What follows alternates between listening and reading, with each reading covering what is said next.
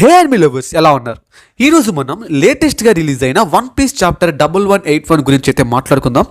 Guys, ఈ chapter అయితే నిజంగా ఇన్సేన్గా అయితే ఉంది. మనం జనరల్గా వన్ పీస్ మాంగా చాప్టర్స్ కనుక చూసుకుంటే ఇద్దరి మధ్య బ్యాటిల్ జరిగితే వాళ్ళ బ్యాటిల్ మధ్యలో చాలా ఇంటర్వెన్షన్స్ అయితే ఉంటాయి. లైక్ ఆ సీన్ని షిఫ్ట్ చేసి వేరే సీన్స్ చూపించడం కానీ, ఈ విధంగా ఇద్దరి మధ్య జరిగే బ్యాటిల్ అనేది కంటిన్యూస్లీ ఒక చాప్టర్లో మనకి ఎక్కడ చూపించడం అనేది జరగదు. ఒకవేళ జరిగినా అది చాలా రేర్గా అయితే జరుగుతుంది. బట్ ఈ చాప్టర్లో మనం ఒక గాడ్కి అలాగే ఒక డెవిల్కి మధ్య జరగబోతున్న బ్యాటిల్ అయితే చూడబోతున్నాము. సో ఈ చాప్టర్ అయితే రియల్లీ క్రేజీగా అయితే ఉండబోతుంది.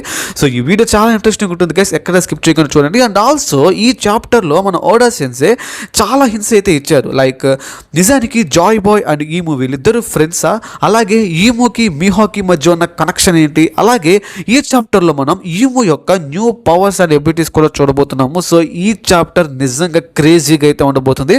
సో వీడియో ఎక్కడ స్కిప్ చేయకుండా ఎండ్ వరకు చూడండి, మీకు ఖచ్చితంగా నచ్చుతుంది. అండ్ ఇక లేట్ చేయకుండా వీడియోని అయితే స్టార్ట్ చేసేద్దాం.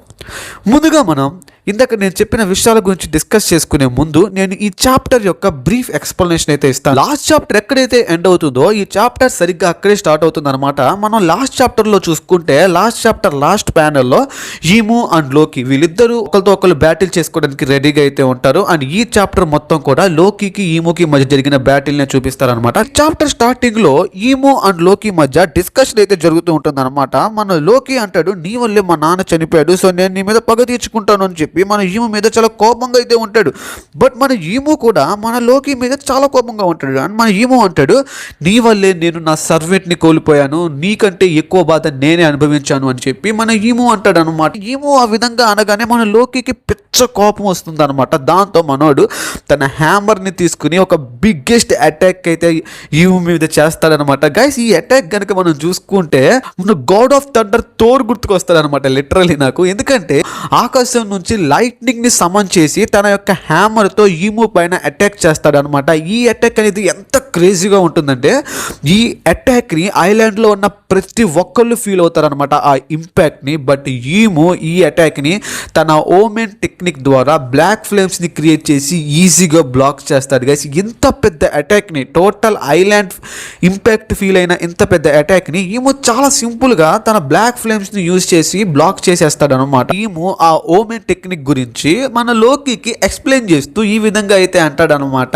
ఇదే నా పవర్, ఇదే నా మిలిటరీ మైట్ అని చెప్పి మనోడు చెప్తాడనమాట. ఆ విధంగా చెప్తూనే ఈమూ తన బాడీలో నుంచి బ్లాక్ ఫ్లేమ్స్ ని రిలీజ్ చేస్తూ తన సైజ్ ని ఇంక్రీజ్ చేసుకుంటారు. తన యొక్క వెపన్ ని ఓమెన్ టెక్నిక్ ద్వారా ట్రాన్స్ఫార్మ్ చేసుకుని మన లోకి పైన అటాక్ చేస్తాడు అనమాట. మన లోకి అండ్ ఈమూ వాళ్ళిద్దరు కూడా వాళ్ళ యొక్క వెపన్స్ తో ఒకరిపైన ఒకరు అటాక్ చేసుకుంటారు. అండ్ ఆ ఇంపాక్ట్ కూడా టోటల్ ఐలాండ్ మీద పడుతుంది గైస్. అండ్ వెంటనే ఈమూ మరలా ఓమెన్ ని యూజ్ చేసి తన యొక్క వెపన్ ని ఒక లాంగ్ స్వర్డ్ గా అయితే మార్చుకుంటుంది గైస్. మీరు ఈ స్వర్డ్ ని చూసుకుంటే ఈ స్వర్డ్ అనేది మన మిహోక్ యొక్క స్వర్డ్ లాగా ఉంటుంది. బట్ తన యొక్క స్వర్డ్ అయితే కాదు. ఈ ప్యానల్లో మీరు చూసుకోవచ్చు, మన ఈమూ లిటరల్లీ మన లోకి మీదకి వచ్చి తన చెస్ట్ లో ఆ స్వర్డ్ ని దింపుతాడు అనమాట. గాయస్, ఈ ప్యానల్ అయితే లిటరల్లీ క్రేజీగా ఉంది. అండ్ మీరు ఈ ప్యానల్ని గుర్తుపెట్టుకోండి, దీని గురించి తర్వాత మాట్లాడుకుందాము. అండ్ ఈమూ అటాక్ చేసిన వెంటనే మన లోకి తన యొక్క వెపన్ని కింద పడేసి అలా లేన మీద పడిపోతాడు అనమాట. అండ్ లోకి ఆ విధంగా కింద పడిపోయిన వెంటనే ఈమూ స్పీచ్ చూడడం మొదలు పెడతాడు. వీడు లిటరల్లీ ఒక మోటివేషనల్ స్పీచ్ లాగా ఇస్తాడు అనమాట. వీటి గురించి మన ఈమూ ఏమంటాడు అంటే, ఈ ప్రపంచంలో ఉన్న ప్రతి ఒక్కళ్ళు బలవంతులుగా మారాలి అనుకుంటారు, చాలా బలాన్ని సంపాదించుకోవాలి అనుకుంటారు. బలాన్ని సంపాదించుకోవాలి అనే కోరికే వాళ్ళని కరప్ట్ చేస్తుంది. దాంతో వాళ్ళు ఒక డెవిల్తో కవెనెంట్స్ చేసుకుంటారు. అండ్ దానివల్ల వాళ్ళు కోరుకున్న ఆ శక్తిని పొందుకుంటారు. ఈ మూడు విషయాలు, పవర్, కరప్షన్ అండ్ కవెనెంట్, ఈ మూడు కలిసి ఒక ట్రినిటీని ఫామ్ చేస్తాయి. దాని పేరే డొమినియన్ అని చెప్పి మన ఈమూ అంటాడు అనమాట. ఇది కొంచెం కన్ఫ్యూజన్గా అనిపించవచ్చు, బట్ జాగ్రత్తగా వినండి. ఇక్కడ ఈమూ తన గురించి తనే మాట్లాడుకుంటున్నాడు. లైక్ మనం ఈమూని చూసుకుంటే ఈమూ ఎవరికైతే పవర్ కావాలో వాళ్ళకి తన పవర్ని ఇస్తాడనమాట. సో ఆ పవర్ తీసుకునే వాళ్ళు ఈమూతో ఒక కాంట్రాక్ట్ చేసుకుంటారు. అంటే ఇక మీదట వాళ్ళు పవర్ఫుల్గా మారినా కూడా వాళ్ళు ఈమూ కంట్రోల్లో ఉంటారనమాట. అంటే ఈమూకి వాళ్ళపైన ఒక కంప్లీట్ డామినేషన్ అయితే ఉంటుంది. లైక్ మన కింగ్ హరాల్డ్ కేసులో చూసుకుంటే కింగ్ హరాల్డ్ కూడా ఈమూ దగ్గర నుంచి పవర్ తీసుకుంటాడు. అదే టైంలో ఈమూతో ఒక కాంట్రాక్ట్ అయితే చేస్తాడనమాట. అంటే ఇక మీదట కింగ్ హరాల్డ్ కంప్లీట్గా ఈము కంట్రోల్లో ఉంటాడని. సో దీని గురించే ఈము మాట్లాడుతున్నాడు అనమాట. సో ఈము ఇది మాట్లాడుతూ ఉండగా మన లోకికి ఏమీ అర్థం కాదు. అసలు నేను ఏ అటాక్ చేస్తున్నా వీడి పైన ఏమీ వర్కౌట్ అవ్వట్లేదు. అసలు వీడెవడు, వీడు అసలు మనిషేనా లేక ఒక దేవుడా లేదా ఒక రాక్షసుడా అని చెప్పి మనోడు మన ఈముని అడుగుతాడు అనమాట. మన ఈము అంటాడు, అసలు గాడ్కి ఒక డీమన్కి తేడా ఏంటి అని చెప్పి మనోడు అడుగుతాడు అనమాట లిటరల్లీ. అండ్ మనోడు దృష్టిలో గాడ్కి డెవిల్కి ఎలాంటి తేడా లేదు అనమాట మన ఈము దృష్టిలో. అండ్ మనోడు అంటాడు, గాడ్ అయినా డెవిల్ అయినా ప్రతి ఒక్కళ్ళు కూడా కంప్లీట్ డామినేషన్నే కోరుకుంటారు అని చెప్పి మన ఈము అంటాడు అనమాట. అండ్ ఈము లోకికి ఒక ఆఫర్ ఇస్తాడు అనమాట. లైక్ నీకు కూడా నా పవర్ కావాలంటే చెప్పు, నేను నీకు నా పవర్ని ఇస్తాను. ప్రెసెంట్ నువ్వు ఎంత పవర్ఫుల్గా మారినా కూడా నీ లిమిట్స్ నువ్వు క్రాస్ చేయలేవు. బట్ నేను కనుక నీకు శక్తిని ఇస్తే నువ్వు ప్రెసెంట్ ఉన్న దానికంటే ఇంకా పవర్ఫుల్గా మారుతావు. బట్ నేను నీ పైన డామినేషన్ చేస్తాను అని చెప్పి మన ఈము లోకికి ఒక ఆఫర్ అయితే ఇస్తాడు అనమాట. బట్ మన లోకి దాన్ని యాక్సెప్ట్ చేయడు. మనోడు అంటాడు, నాకు దాని అవసరం లేదు, నా పైన ఎవ్వరు డామినేట్ చేయడం నాకు ఇష్టం లేదు అని చెప్పి మనోడు లేచి నిలబడతాడు అనమాట. ఈము తన యొక్క గతాన్ని గుర్తు చేసుకుంటూ ఉంటాడు. ఈ గతంలో ఈము జాయ్ బాయ్తో అయితే మాట్లాడుతూ ఉంటాడు అనమాట. ఇక జాయ్ బాయ్ ఫేస్ చూసుకోవచ్చు, మనోడు చాలా హ్యాపీగా ఉన్నాడు. అండ్ మనోడు నవ్వుతూ మాట్లాడుతూ ఉంటాడు అనమాట ఈముతో. అండ్ మన ఈము అంటాడు, ఈ ప్రపంచానికి నిజమైన శాంతి కేవలం డామినేషన్ ద్వారా మాత్రమే వస్తుంది. నేను చెప్పింది నిజమే కదా జాయ్ బాయ్ అని చెప్పి ఈము చాలా గట్టిగా అరుస్తాడు అనమాట. నేను చెప్పింది నిజమే కదా జాయ్ బాయ్ అని చెప్పి మనోడు గట్టిగా అరుస్తాడు అనమాట. అండ్ వాడు అలా అరిచిన వెంటనే వాడి యొక్క పవర్, లైక్ వాడి యొక్క హాకీ ఇదంతా కూడా రిలీజ్ అవుతుంది అనమాట. అండ్ ఈ ప్యానల్ని కూడా మీరు గుర్తుపెట్టుకోండి, మనం తర్వాత మాట్లాడుకుందాం. దీనిని మన లూఫీ ఫీల్ అవుతాడు. గైస్ ఇక్కడ మీరు ఈ ప్యానల్లో చూసుకోవచ్చు, మన లూఫీ ప్రెసిడెంట్ ఫుడ్ తింటున్నాడు. లూఫీ ఇప్పటి వరకు తన లైఫ్లో ఫేస్ చేయనంత మోస్ట్ పవర్ఫుల్ అపోనెంట్. సో అందుకనే లూఫీకి చాలా స్ట్రెంగ్త్ అండ్ స్టామినా కావాలి, అందుకోసమే మనోడు తింటున్నాడు అనమాట. అండ్ మరలా వెంటనే మనకి సీన్ని షిఫ్ట్ చేసి వీళ్ళిద్దరి దగ్గరికి అయితే తీసుకొని వచ్చేస్తారు. అండ్ మన లోకికి పిచ్చెక్కుతూ ఉంటుంది. మనోడికి అర్థం కాదు అసలు నేను ఏ అటాక్ చేసినా వీరిపైన ఏది వర్కౌట్ అవ్వట్లేదు ఏంటి అని చెప్పి మనోడు మరలా ఈము పైన ఇంకొక అటాక్ చేస్తాడు గట్టిగా. ఈ అటాక్ ఈముకి తగులుతుంది, బట్ దానివల్ల మనోడికి ఏమీ కాదు. అండ్ దాంతో మన లోకి తన యొక్క డ్రాగన్ ఫామ్ అయిన నిగ్డాగ్ ఫామ్ లోకి చేంజ్ అవుతాడు. గైస్ మీరు ఇక్కడ చూసుకోవచ్చు, తను ఒక బిగ్గెస్ట్ డ్రాగన్ లాగా మారిపోయాడు. నిడ్హాగ్గా మారిన వెంటనే తన యొక్క మోస్ట్ పవర్ఫుల్ అటాక్ అయిన థోర్ హైమ్ అనే అటాక్ అయితే చేస్తాడనమాట.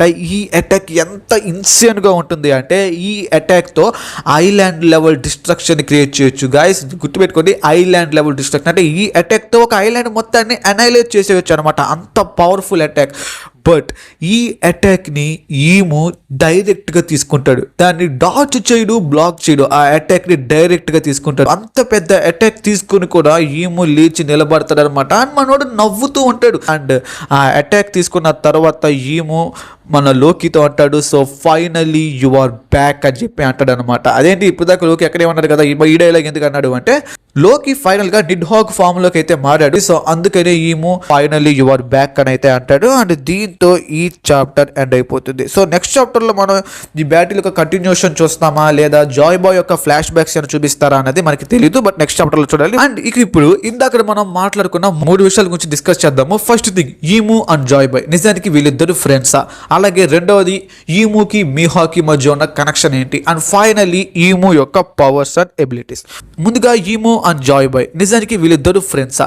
అసలు ఈ విధమైన థియరీ రావడానికి కారణం ఏంటంటే ఇందాక నేను మిమ్మల్ని ఈ ప్యానెల్ గుర్తుపెట్టుకోమని చెప్పాను కదా, ఈ ప్యానెల్లో కనుక మనం చూసుకుంటే ఈము అండ్ జాయ్ బాయ్ మధ్య ఒక డిస్కషన్ అయితే జరుగుతుంది. అండ్ మీరు జాయ్ బాయ్ యొక్క ఎక్స్ప్రెషన్ చూడొచ్చు, మనోడు చాలా నవ్వుతూ ఈముతో చాలా క్యాజువల్గా అయితే మాట్లాడుతూ ఉంటాడు అనమాట జాయ్ బాయ్. అంటే ఒకవేళ ఈము అండ్ జాయ్ బాయ్ వీళ్ళిద్దరు ఎనిమీస్ అయితే వీళ్ళిద్దరి మధ్య ఇంత క్యాజువల్ కాన్వర్జేషన్ అయితే జరగదు.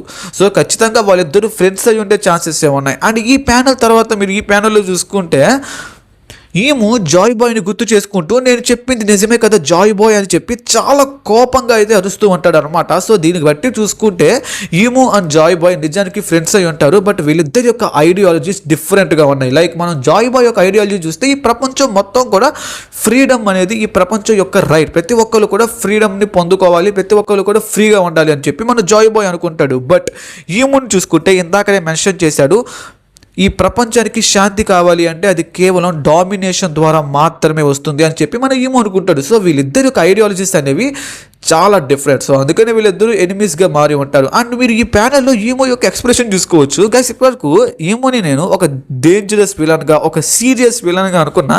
బట్ మన ఓడా సెన్సే ఈమోకి కూడా ఈ విధమైన ఎక్స్ప్రెషన్ ఇస్తాడని చెప్పి నేనైతే అనుకోలేదు. లిటరలీ చాలా క్రేజీగా ఉంది. అండ్ ఈ ఎక్స్ప్రెషన్ బట్టి చూసినా కూడా ఈమో జాయ్ బాయ్ని ఒక ఫ్రెండ్గా తలుచుకున్నట్లు అనిపిస్తుంది. సో డెఫినెట్లీ వీళ్ళిద్దరూ ఫ్రెండ్స్ అయి ఉండే ఛాన్సెస్ అయితే ఉన్నాయి. బట్ ఓడా సెన్సే ఇంకా వీళ్ళిద్దరి మధ్య రిలేషన్ని కన్ఫర్మ్ చేయలేదు కాబట్టి ఇది జస్ట్ ఒక నార్మల్ థియరీ మాత్రమే. ఇంకా ఓడా సెన్సే కన్ఫర్మ్ చేసే వరకు మనము వాళ్ళిద్దరు ఫ్రెండ్స్ అని కన్ఫర్మ్ చేయలేము. అండ్ ఇక రెండో విషయం, ఈమో అండ్ మిహాక్ వీళ్ళిద్దరి మధ్య కనెక్షన్ ఏంటి, అసలు వీళ్ళిద్దరికి ఎందుకు లింక్ పెడుతున్నారు? ఈమో అండ్ మిహాక్ యొక్క ఐ ప్యాటర్న్స్ అనేవి కొంచెం సిమిలర్గా ఉంటాయి అన్నమాట. అయితే ఐ ప్యాటర్న్స్ ఈక్వల్ అయినంత మాత్రాన వీళ్ళిద్దరి మధ్య కనెక్షన్ ఉంటుంది అనుకోవటం అనేది ఒక బేస్లెస్ థియరీయే. బట్ ఛాన్సెస్ ఉన్నాయి కదా, సో ఛాన్సెస్ ఉన్నాయి కాబట్టి నేను దీని గురించి చెప్తున్నాను. అండ్ ఆల్సో మీరు ఈ ప్యానెల్లో చూసుకుంటే, నేను ఆల్రెడీ మీకు ఈ ప్యానెల్ గుర్తుపెట్టుకోమని చెప్పాను కదా, ఈ ప్యానెల్లో మనం చూసుకుంటే ఈమో చేసిన ఈ అటాక్ స్టైల్ చూడండి. ఈ స్టైల్ అనేది మిహాక్ యొక్క స్టైల్ లాగానే ఉంది. లైక్ మిహాక్ కూడా ఇదే స్టైల్లో అటాక్ అయితే చేస్తాడు అనమాట. సో ఇంత సిమిలర్ అటాకింగ్ స్టైల్ని ఓడా సెన్సే ఒక కోఇన్సిడెంటల్గా డిజైన్ చేయడు. సో ఖచ్చితంగా దీని వెనకాల ఏదో ఒక ఇంటెన్షన్ ఉండే ఉంటుంది. సో ఖచ్చితంగా ఈమోకి మిహాకి మధ్య ఏదో ఒక పాయింట్లో ఖచ్చితంగా కనెక్షన్ ఉండే ఉంటుంది. బట్ దీని గురించి కూడా ఓడా సెన్సే ఎలాంటి కన్ఫర్మేషన్ ఇవ్వలేదు కాబట్టి దీన్ని కూడా మనం కన్ఫర్మ్ చేయలేము. బట్ ఈ చాప్టర్లో చూపించిన ఈ పర్టికులర్ ప్యానల్లో ఈమో అండ్ మిహాక్ వీళ్ళిద్దరి యొక్క అటాక్ స్టైల్స్ అనేవి సిమిలర్గా ఉండటంతో ఇది కోఇన్సిడెన్స్ అయి ఉండే ఛాన్సెస్ తక్కువ ఉన్నాయని చెప్పి చాలామంది వీళ్ళిద్దరికి మధ్య కనెక్షన్ ఖచ్చితంగా ఉండే ఉంటుందని నమ్ముతున్నారు. బట్ ఓడా సెన్సే కన్ఫర్మ్ చేసే వరకు మనం వెయిట్ చేయాలి. అండ్ ఫైనల్ గా ఈమో యొక్క పవర్స్ అండ్ ఎబిలిటీస్ గురించి మాట్లాడుకుందాం గైస్. మనకి 8 years బ్యాక్ ప్రెసెంట్ ఇప్పటి నుంచి 8 years బ్యాక్ మనకి ఈమోని ఇంట్రొడ్యూస్ అయితే చేస్తాడనమాట ఓడా సెన్సే. 26 years నుంచి జరుగుతున్న స్టోరీకి 8 years బ్యాక్ మెయిన్ విలన్ ని ఇంట్రొడ్యూస్ చేస్తాడు. అండ్ 8 years తర్వాత మెయిన్ విలన్ యొక్క ఫేస్ ని రివీల్ అయితే చేస్తాడనమాట. సో ఈమో యొక్క ఫుల్ పవర్స్ అండ్ ఎబిలిటీస్ ఇంకా రివీల్ అవ్వలేదు. బట్ మనకి ఈ చాప్టర్ వరకు ఇప్పటి వరకు మనకి తెలిసిన కొన్ని పవర్స్ అండ్ ఎబిలిటీస్ గురించి అయితే మనం మాట్లాడుకుందాము. ఫస్ట్ వన్ వచ్చేసరికి డోమి రివర్సీ. దీని గురించి మనకు ఆల్రెడీ గాడ్ వ్యాలీలోనే రివీల్ అయింది. సో రాక్స్ డి జెబెక్ ని డిఫీట్ చేయడానికి టెక్నిక్ అయితే యూస్ చేస్తాడనమాట ఈమో. అండ్ ఈ టెక్నిక్ ని ఎవరి మీద అయితే యూస్ చేస్తారో వాళ్ళు ఒక డీమన్ లాగా అయితే మారిపోతారనమాట. సో వాళ్ళు వాళ్ళ యొక్క కాన్షియస్ ని కోల్పోయి వాళ్ళు ఒక కంప్లీట్ డీమన్ లాగా మారి ఈమో ఎవరిని చంపమంటే వాళ్ళని చంపేస్తారనమాట. సో ఈ డోమి రివర్సీ టెక్నిక్ అనేది అంత పవర్ఫుల్ గా ఉంటుంది. హిస్టరీలోనే ద స్ట్రాంగెస్ట్ పైరెట్ అనే టైటిల్ ని గెయిన్ చేసుకున్న రాక్స్ డి జెబెక్ కూడా ఈ డోమి రివర్సీ అటాక్ నుంచి ఎస్కేప్ అవ్వలేకపోతాడు అనమాట. సో దాన్ని బట్టి అర్థం చేసుకోవచ్చు ఈ పవర్ ఎంత డెడ్లీ అనేది.